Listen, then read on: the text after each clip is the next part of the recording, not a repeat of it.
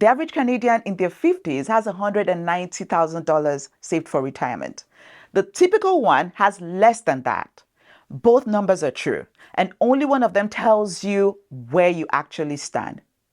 If that first number just made your stomach drop, breathe. It was never really yours. I'm Toyin, a CP and MBA with years of real client work behind me. I'm glad you're here. By the end of this video, you know the typical RRSP, your registered retirement savings plan for your age, your 30s, your 40s, your 50s. The current number, not some figures from years ago. And you know whether you're actually behind or whether you've just been handed a bad statistic. It usually starts with a good intention. You just want to see how you're doing, whether you're on track. So you go looking for a number to measure yourself against, an average by age figure. And somewhere in there, a simple check-in turns into a quiet sense that you failed, that you're behind. That feeling is real, but it was built for you by a number that was never meant to describe a real person. Here's the whole reason that number lies in one picture. Imagine the people you work with lined up by the sides of their RRSP. There's almost always one person, a higher earner, who's maxed it out for 30 years, whose balance towers over everyone else's. That one account drags the whole group's average up. But the person in the exact middle of the line, the typical person, is sitting a lot lower. So the average isn't telling you about you, it's telling you about that one big saver.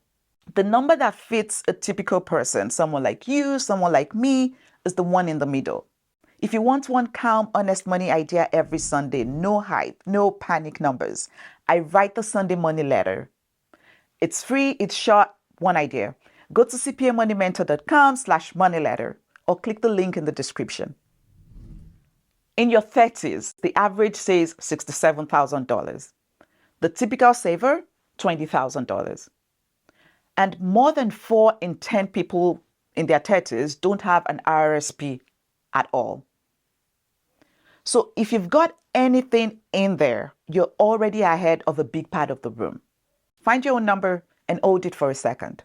Your 40 is where this panic peaks. Don't I know it? Because life is loudest here.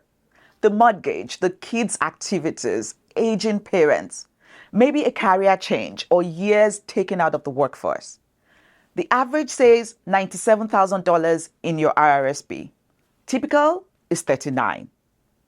The gap isn't you failing. That's a handful of the biggest savers doing the heavy lifting on the average. I turned 40 last year and I panicked because 40 didn't look the way I had pictured it.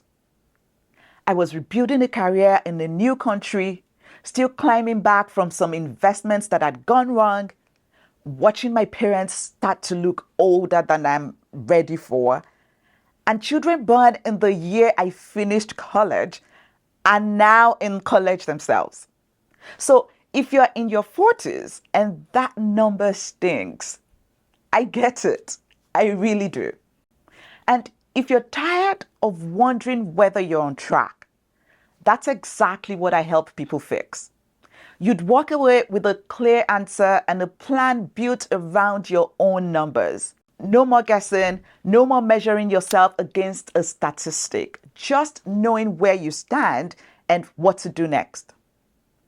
And because I work with each client personally, I can only take on a handful at a time. So if this is something you want, it's worth reaching out sooner rather than later. The link is in the description.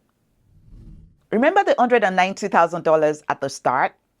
The typical 50-something has $88,000. That's less than half. So if you're in your 50s and you're somewhere around that 88,000, you're right where the typical saver is. And it keeps climbing into your late 50s and early 60s. Still working, still adding. The typical RRSP is $145,000. Hold that number because it's about to expose something. If you've seen an RRSP by age video that has lower numbers than this, it was probably using the last data released from 2019. Here's the old 2019 number next to the current one for each age. Across the board, the old numbers run lower. In some ages by a quarter, in others by nearly half. So if an older video left you feeling further behind, that's part of why. Now, one thing that matters for every number in this video. Statistics Canada doesn't count RRSPs on their own. It bundles them with two close cousins, RIFs or Registered Retirement Income Funds, which are just what an RRSP turns into when you retire. And locked-in accounts, the one that comes out of a workplace pension. So when I say the typical person in their 50s has $80,000, that's those three added together, not an RRSP by itself. It doesn't change the big picture. Most people are doing better than the average made them feel. But you should know exactly what you're looking at. Your old registered retirement pot, not one account. Two traps. One, don't measure yourself against the average. It's pulled up by a few big savers and it doesn't describe you. Two, remember that a third of people have nothing in there at all. So even typical is a little generous.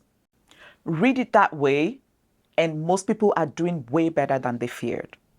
So the average RRSP by age that made you feel broke is technically true and basically useless. The typical saver has far less, and plenty of people your age have zero. You've been measured against a ruler built from a handful of wealthy outliers, using numbers from years ago. That's the whole trick. One caution, so I'm not the misleading one. Being at the typical number means you're normal. It doesn't mean you're finished. Normal isn't a finished line. So here's your honest starting move. Know your own number. Aim to beat last year's you, not the person beside you. And if there's a real gap, don't try to hero it in a single year. Set a small automatic contribution and let borrowing do the work. Now, if you want to know what the people who are actually ahead do differently, here's the part that surprises everyone. It's not exciting. It's a few boring habits, and any income can start them. The biggest one, they reinvest their refund. When you put money in an RRSP, you get a tax refund. Most people spend it. The people who pull ahead take that refund and put it straight back to work, usually into their TFSA. Watch what that does. Say you contribute $10,000 and you're in a 4% tax bracket. That's a $4,000 refund. Reinvest that $4,000 every year for 25 years, and the refund alone quietly grows into over $200,000. Same contribution as everyone else. They just kept the part most people throw away or spend. Second, they time it. The RRSP deduction is worth more the higher your income. So they make their biggest contributions in their highest earning years, and they'll save unused room from a lean year to use when their income jumps. Third, couples play it as one team. A higher earner can put money into a spousal RRSP. So in retirement, the income comes out in the lower earner's hands, and the household pays less tax overall. One caution there. If your spouse takes it out within 3 years, it gets taxed back to you. So it's a long game move. There's also a quieter move that most people never hear about, where you hold each investment. Two things belong especially well inside an RRSP. Your safer interest-paying investments like bonds, because that interest would otherwise be taxed every year at your full rate, and in here it's sheltered. And US dividend stocks, because a tax treaty means the US stops skimming its usual 15% off those dividends when they're held in an RRSP. Same investments, less tax, just from putting them in the right account. And the deepest version of the whole RRSP game is the spread. You take the deduction going in at your working rate, say 40%, and you draw the money out in retirement at a lower rate, say 20. The gap between those two is pure gain. The people who use RRSPs best aren't just delaying tax. They're arbitraging their own tax bracket. High now, low later. None of that needs a big salary to begin. It's just using the account on purpose instead of by accident. That big scary number at the start, now you know it was never yours to begin with. And if you're wondering what to actually do about the gap, watch this next. It's how to build your own pension. And one set of choices in there can make your retirement about $1 million different. Thank you for watching, and I'll see you in the next video.